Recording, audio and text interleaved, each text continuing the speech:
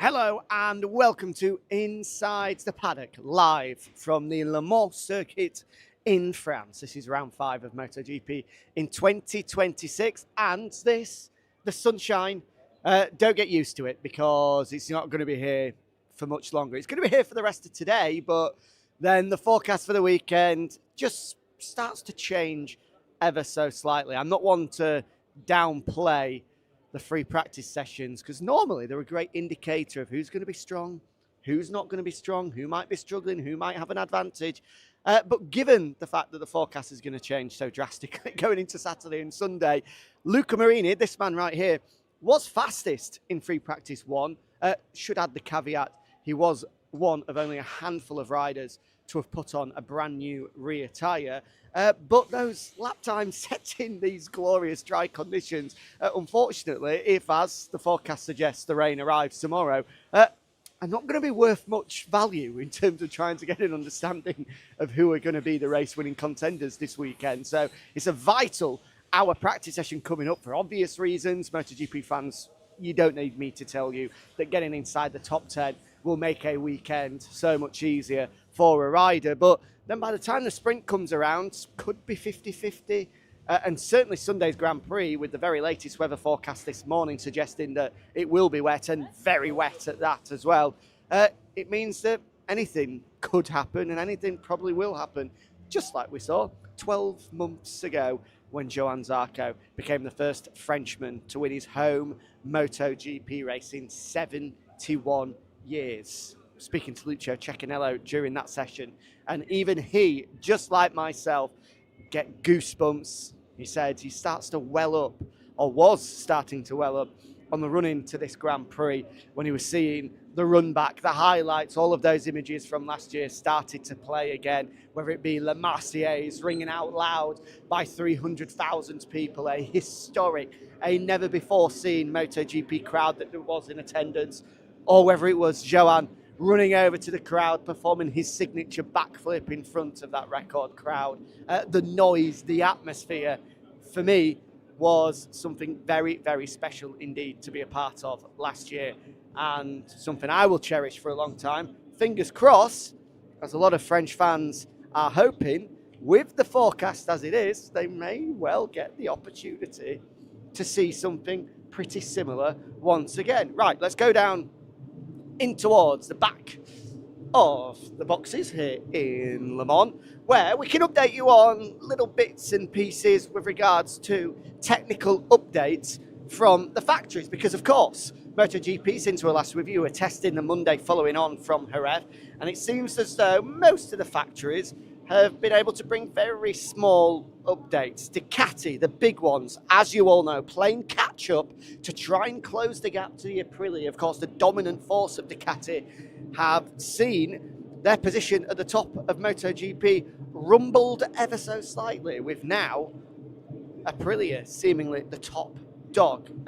All kinds of aerodynamic parts were brought to Jerez's test, and it looks as though they're going to start to slowly introduce them from this afternoon session. The bikes were as they were, apart from a small tweak to the chassis, which actually introduced during the Grand Prix weekend. Don't tell anybody, but I think I might have accidentally missed that one. But anyway, I caught it here. No one else caught it anyway, so we're playing catch-up. We got there in the end. With Aprilia, very, very small items. Jorge Martin, the interesting one, we spoke about it on Gear Up yesterday, myself and Lewis. Jorge spoke yesterday about the fact that his Aprilia, given the fact that he missed the Sepang test, had a few items on it that Marco Bezzecchi's Aprilia didn't have. The Jerez test an opportunity for him to put those small updates on, and he felt he found 0.2 of a second as a result. So he's one to keep an eye on, if it stays dry, of course. Looks as though Jack Miller has just snuck through, but I think I may well have missed him. Yes, I have. He's gone up into his garage. Yes, he has. There is a certain Jack Miller. He was going to give us away. We're too slow. We've missed it. I'll head back in the direction of our French corridor here, see if I can grab a word with either of our home heroes, either Fabio Quartararo or Johann Zarco. Whilst we wait, since we're down here at Yamaha, the update that they've brought is not actually an update. It's a backward step in the fact that they've reintroduced the front wings that they had on last year's inline 4 M1. They've gone back to last year's package, an indication of the fact that they're pretty lost at the moment, the Yamaha. It doesn't seem as though they really know what direction to take. We all know, severely underpowered. They need a new engine. They were hoping that new engine was going to arrive for Monday's test for them to test it out, but that was delayed. It never arrived. The next test is in Barcelona. They don't know if it's going to get to there in time. And then suddenly, as we get further into the season, the question obviously has to be asked, do they just scrap bringing this new 1000cc engine and put all of their attention, all of their focus into the 850 project to make sure they try and get that right? Not a great position to be in, you have to be honest, for Yamaha. And that is not going to put a smile on the face of Fabio Quartararo. With Honda, small aerodynamic changes. Same goes for KTM as well. Pedro Acosta was trying a new aerodynamic package, in particular. The side fairings is kind of morphed into an Aprilia style all-in-one sort of job. Some small tweaks that Pedro Acosta was confirming, and technical director Sebastian Rees telling me that we can't see. I said, oh, go on then, tell us, what are they? And he went, I'm not telling you. But anyway, I did try, I promise. And that is that with regards to the technical updates up and down the grid. With regards to the rider market, which I know a lot of you enjoy, I'll come back to Fabio. I'm hoping that he might pop out. Hard man to get a second with this weekend, though, as you can imagine. Rider market update. Spoke to Pablo Nieto in that one. The man at the moment, Fabio Di Gianantonio. It seems as though, from speaking to Pablo and trying to get an understanding of the situation, it's working like this at the moment. So, Fabio Di Gianantonio has an offer on the table from the factory KTM concern, which he's severely interested in and is obviously thinking quite deeply about. VR46 would love to keep him, and I imagine Fabio would like to remain where he is, but the big issue at the moment is the fact that the offer that Fabio Di Gianantonio have is from VR46 rather than Ducati, for him to remain as a factory contracted rider as he currently is, which in his eyes, probably quite rightly, twofold, he sees as a downgrade, going from a factory contracted rider to only being contracted to the independent team. And secondly, he feels that his results at the moment, being third in the World Championship and the top Ducati rider, are worthy of him being offered a factory contract. Again, it's a pretty good argument that he's putting together.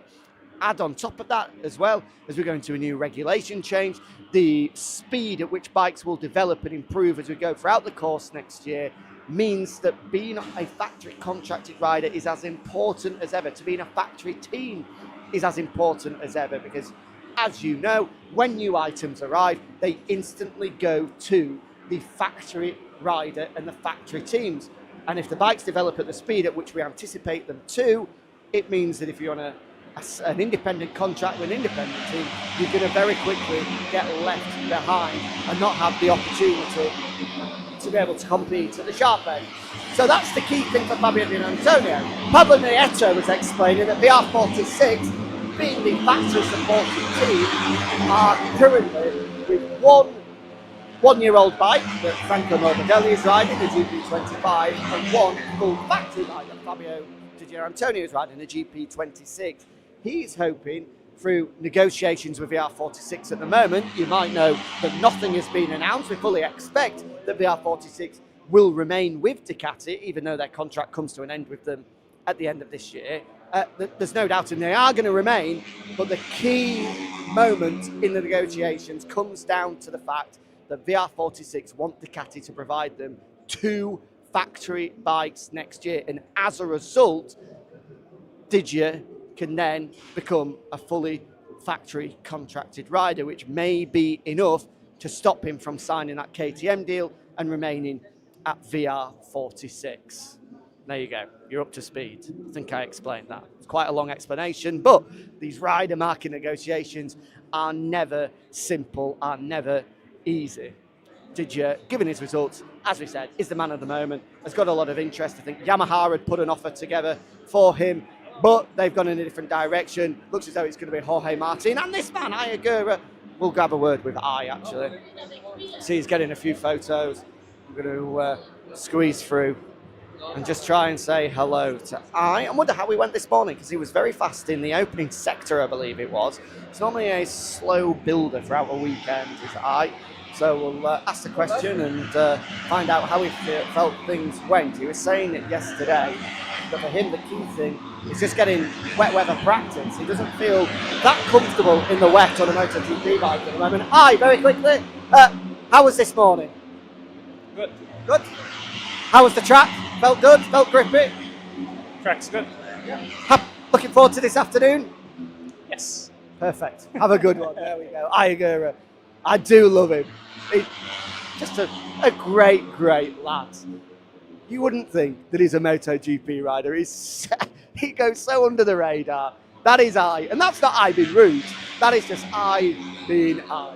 And I love him for it. He is a bit of a cold-hearted assassin, is Ai.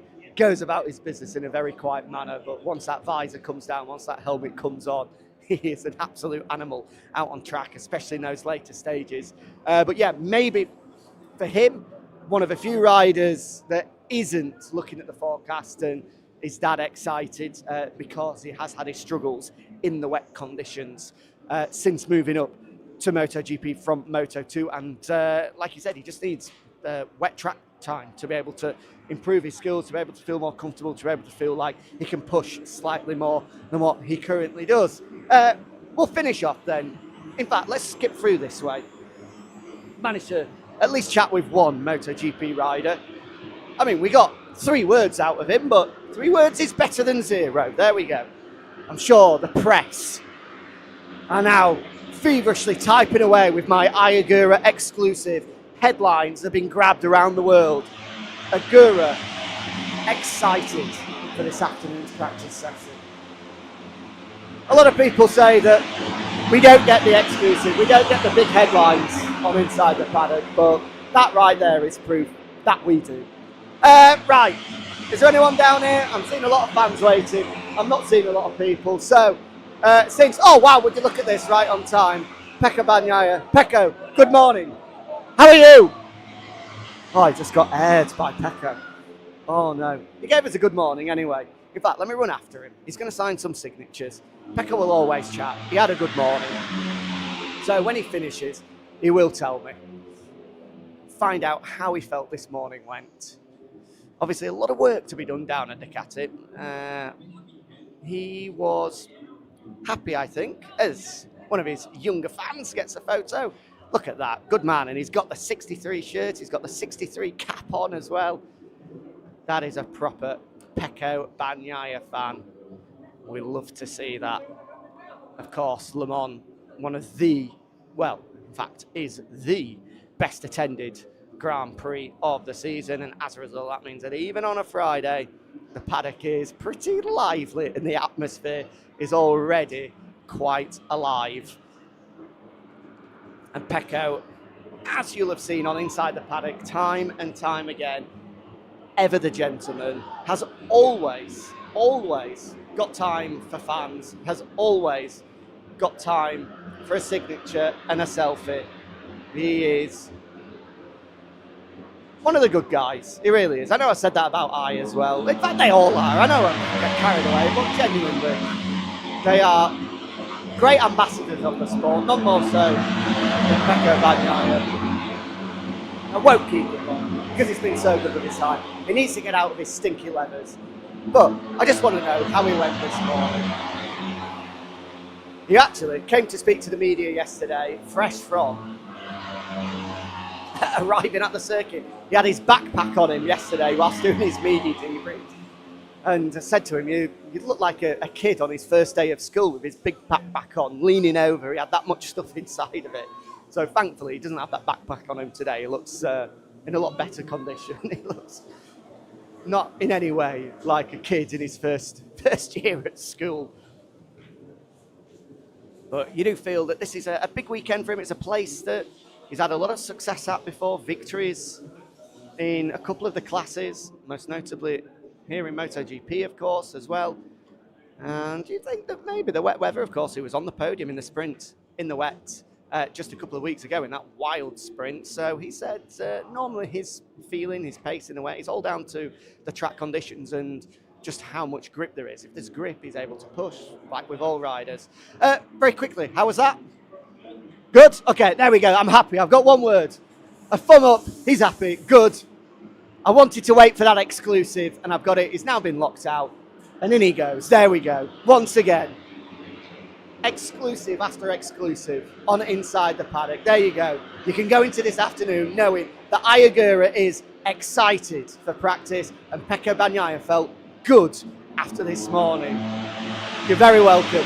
We'll be back with more of the same, more of the expert insights of breaking news tomorrow on Inside the Paddock. Same time, same place. Please do join us. I'm off to enjoy the sunshine. I'll probably be holding an umbrella tomorrow and look slightly worse than I do right now.